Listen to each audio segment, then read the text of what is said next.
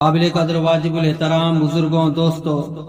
ہم عمر نوجوان ساتھیوں اور بچوں، السلام علیکم ورحمۃ اللہ وبرکاتہ۔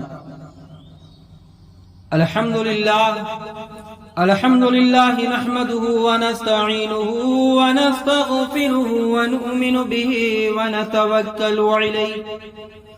ونعوذ بالله من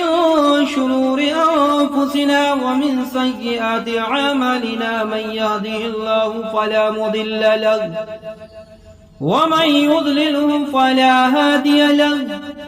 ونشهد أن لا إله إلا الله وحده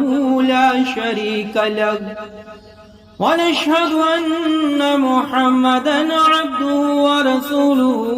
أما بعد فأعوذ بالله من الشيطان الرجيم، بسم الله الرحمن الرحيم، الرجال قوامون على النساء، بسم الله الرحمن الرحيم، وعاشروهن بالمعروف، صدق الله مولانا العظيم، وصدق رسوله النبي الأمين المتين الكريم، ونحن على ذلك لمن الشاهدين والشاكرين، والحمد لله رب العالمين۔ آئیے ہم اور آپ مل کر نہایت ہی ادب و احترام کے ساتھ گنبد خضرا کے جانب لو لگا کر درود پاک پڑھیں۔ اللہم صلی علی سیدنا مولانا محمد وبارک وسلم، صلاۃ و سلام علیک یا رسول اللہ صلی اللہ تعالی علیہ وسلم۔ ناصح کہتا ہے یاد رکھ ہر آن آخر موت ہے، مت تو بن انجان آخر موت ہے، رکھ خیال کوچ ملک آخرت، کہتا ہے رحمان آخر موت ہے،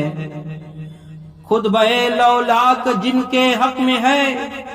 ان کا ہے فرمان آخر موت ہے، شان و شوکت کے نہ ہوں گے ہونے کا عزیز، ہے عبث ارمان آخر موت ہے۔ یعنی شان و شوکت سب ختم ہو جائے گی، سب بیکار ہے، آخر موت ہے، تو آخرت کی تیاری کرنا چاہیے۔ شاعر کہتا ہے عیش و غم میں صابر و شاکر رہے، ہے وہی انسان آخر موت ہے، اور کیوں نہیں دیتا زکوٰۃ اہل نصاب، کیا نہیں ہے دھیان آخر موت ہے، حق کسی کا مت تلف کر ستم، حق کو تو پہچان آخر موت ہے، ملک فانی میں فنا ہر شے کو ہے، سن لگا کر کان آخر موت ہے، مرتے جاتے ہیں ہزاروں آدمی، عاقل و نادان آخر موت ہے، کیا خوشی ہو دل کو چندے موت ہی، غم زدہ ہے جان آخر موت ہے، دولت دنیا کو سمجھا ہے نفع، ارے دین کا ہی نقصان آخر موت ہے، اس سرائے ہستی فانی میں ہم دم کے ہیں مہمان آخر موت ہے۔ عزیزان ملت اسلامیہ، خطبہ مسنونہ کے بعد جس آیت کریمہ کی تلاوت کرنے کا شرف حاصل کیا، اللہ تبارک و تعالی قرآن مجید فرقان حمید میں ارشاد فرماتا ہے الرجال قوامون علی النساء، کہ جس سے مردوں کی بڑائی ظاہر ہوتی ہے، اللہ تعالیٰ فرماتا ہے کہ ہم نے مردوں کو عورتوں پر حاکم بنایا، اسی طرح یہ بھی فرمایا کہ وعاشروہن بالمعروف، جس کا صاف یہ مطلب ہے عورتوں کے ساتھ اچھی معاشرت کرو، حسن سلوک سے پیش آؤ۔ تو برادران اسلام، انشاءاللہ تعالی اپنی اس تقریر کی تیاری میں نے بہار شریعت 8वें حصے سے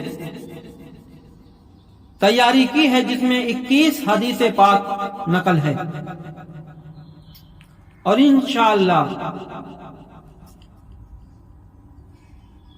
پھر نکاح کے پھر جوزین کے مسئلے و مسائل بیان کیے جائیں گے۔ میرا موضوع سخن ہے حقوق الجوزین، مرد کا عورت پر کیا حق ہے اور عورت کا مرد پر کیا حق ہے۔ ایسا نہیں کہ صرف عورت ہی کا حق مردوں پر ہے یا مردوں کا عورتوں پر ہی حق ہے۔ آج معاملہ بڑا برعکس نظر آتا ہے۔ اے میرے ملت کے نوجوانوں، آج کل عام شکایت ہے کہ زن شوہر میں نا اتفاقی ہے، مرد کو عورت کی شکایت ہے تو عورت کو مرد کی شکایت ہے۔ میں فرمان رسول سناؤں گا کہ آقا صلی اللہ تعالی علیہ وسلم نے میاں بیوی کو کس طریقے سے رہنا چاہیے، اور ان کے معاملات جب خراب ہوتے ہیں تو بچوں پر کیا خرابی ظاہر ہوتی ہے، کہ مرد کی ہر ایک دوسرے کے لیے بلائے جان ہے، عورت کو مرد کی ہر ایک دوسرے کے لیے بلائے جان ہے۔ جب اتفاق نہ ہو تو زندگی تلخ اور نتائج خراب۔ آپس کی نا اتفاقی علاوہ دنیا کی خرابی کے دین کی بھی بربادی ہے، برباد کرنے والی ہوتی ہے، اور اس نا اتفاقی کا اثر بد انہی تک محدود نہیں رہتا، بلکہ اولاد پر بھی اثر پڑتا ہے۔ اولاد کے دل میں باپ کا ادب رہتا ہے، نہ ماں کی عزت۔ اس نا اتفاقی کا بڑا سبب یہ ہے کہ طرفین میں ایک دوسرے کے حقوق کا لحاظ نہیں رکھتے اور باہم رواداری سے کام نہیں لیتے۔ مرد چاہتا ہے عورت کو باندی یعنی غلام بنا کر، غلام سے بھی بدتر کر کے رکھے۔ عورت چاہتی ہے مرد میرا غلام رہے، جو میں چاہوں وہ چاہے، جو کچھ میں کہوں وہ کرے،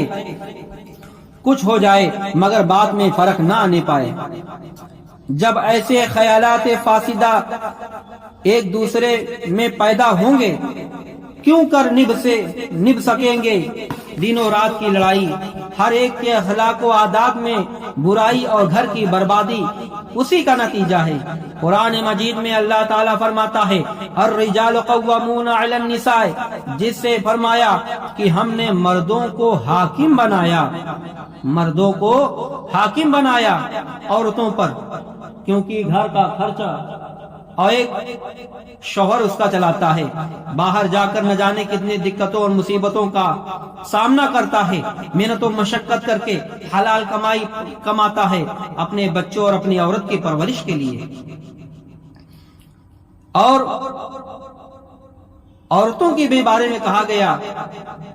کہ مرد حاکم ہیں، حکومت کرنے والے ہیں، تو ایک حکومت کرنے والے کو چاہیے ایک حاکم کو چاہیے کہ اپنے بال بچوں سے، اپنے بیوی اور بچوں سے اچھے معاملات رکھے، اچھے خیالات رکھے، ان کے ضرورت کی چیزوں کو پورا کرے، جن کا صاف مطلب ہے کہ عورتوں کے ساتھ اچھی معاشرت کرے۔ واشرہن بالمعروف، تو جس کا ذکر ایک کر کے حقوق کی معرفت حاصل ہوگی، مرد کو یہ دیکھنا چاہیے کہ اس کے ذمہ عورت کے کیا حقوق ہیں، انہیں ادا کرے، عورت شوہر کی حقوق دیکھے، پورے کرے یا نہ ہو کہ ہر ایک اپنے حقوق کا مطالبہ کرے اور دوسرے کے حقوق سے سیروکار رہے، صرف اپنا ہی حقوق جانے، حق جانے اور مرد کا حق نہ جانے، اور مرد اپنا ہی حق جانے، عورت کا حق نہ ادا کرے۔ یہ فساد کی جڑ ہے اور یہ بہت ضروری ہے۔ ہر ایک دوسرے کی بیجا باتوں کا تحمل کرے، برداشت کرے، اور کسی موقع پر دوسری طرف سے زیادتی ہو تو آمادہ فساد نہ ہو کہ ایسی جگہ ضد پیدا ہوتی ہے اور سلجھی ہوئی بات الجھ جاتی ہے۔ حدیث پاک میں